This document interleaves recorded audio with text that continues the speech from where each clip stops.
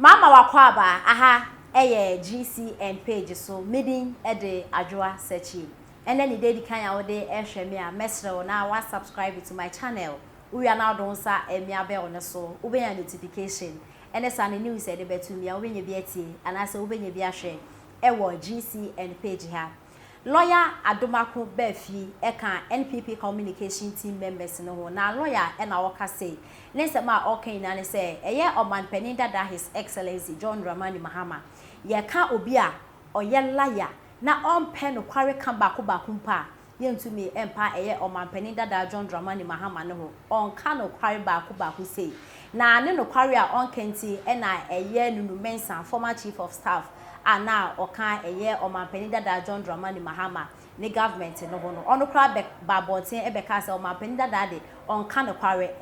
enam so e na omanpeni dada John Dramani Mahama esake no esan se waka che ne se onka no kware nti na lawyer Adomako Befi eche se ne nti a okasa omanpeni dada John Dramani Mahama enka no kware na ne se eye yi levy a NPP for omo introduce ya eye Ghana for yetua mobile money tax na nanado de abo oman no ho bra no NDC for kasa say tax nanado gene de enya de a eboa kra because Ghana de yan ho kire na wasan so de momo tax abe na o pa kire say na eno na NDC for omo kire say omo ba sa eye momo tax no omo be cancel no enya de Ghana for ye betua yi levy bia bio na eno na NPP for so kire say NDC for so mutumi eken se makese pa omo pa kire say mo NDC for amuti hoi mo ba mo betwa yi level ni mu okay ye hwe mo enya de mo betumi atwemi nde etumi atwemu ochina na eya Owura Adomako Befi kire se ode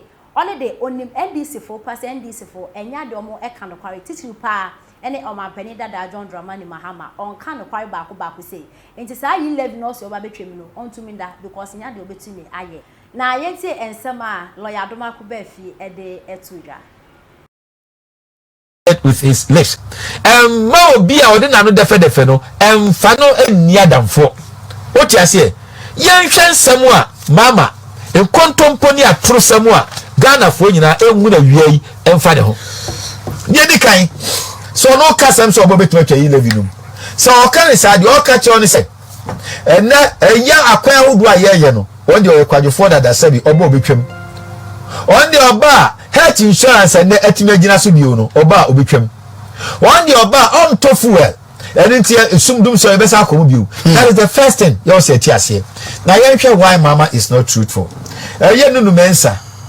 eno so ka no 10 September 2018 www.otakfmghana.com mo nua station okay say mama is not truthful, that is why he sacked me.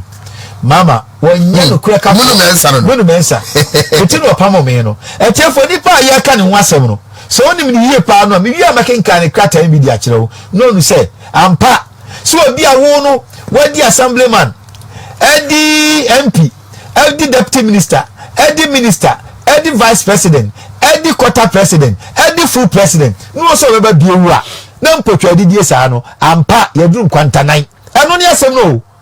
nyabaka bia so anchetra bia no se nyem potwa didie pa sa de a sa wia nyina hi box site de mahunua yaduru kwantanan ne ba kire no pa so yeso paduma kusuma tia na abrabri wana na me ne de edi kar no wo say mama is not truthful, that was why he sacked me. Nunoo Mensah na sabi so wo konya bo aka kire se sabi woja wa ya me ne agira chinye misro mama no musuo asiba. Lawyer create employment avenues for all those who are willing and able to work. Obiana ne wosisi no so no person ye adwuma ne de ye be create adwuma de ama no. John Mama was the running mate, the vice president subsequently. Ekowi ase no ne ba ye no graduate unemployment o me de ba ye amanfo bu sasa adwuma no we no nya mama kan say I am not a magician. Obianko kan Peace FM online 18th November 2016 wosimu free me so nko minye nkonya ifo no mambodwuma kwate kwase o mantuma mi na den tie ni din de to so mienu NDC Kroye 2008 manifesto page 68 wo mu share say health insurance ya di ba no John Mama mu di ani mu ema NDC frofuro so mo mpene ma never again. Many are the to China, so Kaya Nani Samudula. Yeah. NDC manifesto 2008 page 34. Wama catches here by betting on partisan one why they are him. Yamin a shank Kenya, me said, and I don't call for the few what you know, ono mom ne ba ye ne dagbon asumdua ba honum na so om yes ade ni wie ye no menua om ba ye no ye di kan hwe agbeglosi ndc tira konya so a pepepe om tira konya so a pepepe na sa ne nan ena agbeglosi Alhassan Brim Salifu Swale JY Sule Kamal Nazo menua ye kutwitwa wo ye kete te se ne ye kum aboa ponche no na ntoma onu de onu de wangu na menua se ne sitie no enso mo de hisa mobila de eni ye adwuma fi ano to nchen nyame Kwame Sankore Kupipa Sankore minister dem deputy minister dem Erikopoku ni dem eni ekwachi no C3 Sakumono ewi ase no NDC John Dramani Mahama you are the vice president odamforo no o lo bi man so obema e ma fe de mo yi ni free deputy Samuel na nyame chemafo Braha for one na minister and we na be di akiri mo be ye no substantive e ma Musa se ne piawo e di Ashanti region kra be kan ho mebwa acting yes odi ano to nchanya ya na nyame mfa ni sie ye e ka da gomba kasante nti wo no ye nya haye na ye hwe obi a wokopo we draba se o so mpafe e ko wiase a ahemfom soso mu ye no menua under John Dramani Mahama hwe na Yakubu Andani eye Garushegu 22nd March 2010 obi akopo we draba no John Dramani Mahama Nana Kwaku Jomo eye sekwa eye 5th November 2013 wale kwa le busiani ni mpopa mu general secretary se dunkatia ne kro fa so ye emu orem na Dasana Andani na number traditional area 21st June 2014 Nana Adusa Japan Nana Adusa Japan or si yani ye atuma kofodua 14th September 2014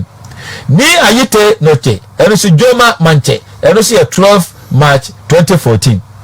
mini ade no to nchenya Enkwanta South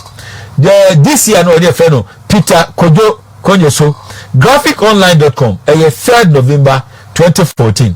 when we nyina no so kan so be ye no mini oba wantimi anya kwate kwase o mamtuma tienuye it is saying Ephesians 5:7 can say let no one deceive you with empty words what's about a year Proverbs 20:19 or say meddle not with him that flatter metie pe bibiedi one fan support me one support me who could chama Kevin Taylor in the name of NDC me pam cho John Mama wa chika na sika chi one fa bi moye one sha se bi adwuma se John Mama mie company se amaga na youth a mo me preka na konwa I'm serious se John Dramani Mama mie adwuma amaga na youth ansa anu aba be preka konwa oboa o mo bra yemfa Canada Japan mra ni to abama no Mumfa Canada Japan mra na Ghana youth mo to aba na wo youth ko to aba maka Japan wa yeye mo ba taw se wo Ghana youth ko to aba maka Japan na ma Kevin Taylor sorry tia Japan na ko to aba mama wa jimi wo ko to aba Mahama na Japan wo wan chance Japan ba be president am wa to aba ma no na ko to aba Mahama wa jimi asamo jan